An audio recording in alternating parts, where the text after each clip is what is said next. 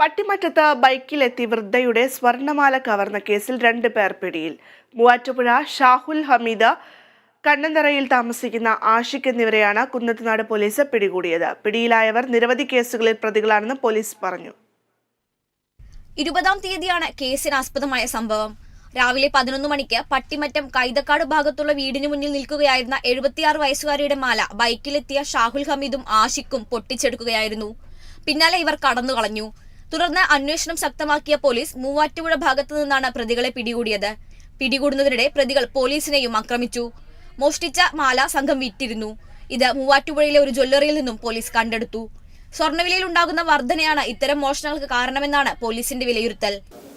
Gold തെഫ്റ്റിന് ഒരു കാരണം ഗോൾഡിന്റെ വാല്യൂ കൂടുന്നത് തന്നെയാണ്. ഇപ്പം ഈ കഴിഞ്ഞ മാസത്തിൽ ഗോൾഡിന്റെ പ്രൈസ് വളരെ ഇൻക്രീസ് ചെയ്തിട്ടുണ്ട്. അത് ഒരു റീസൺ തന്നെയാണ്.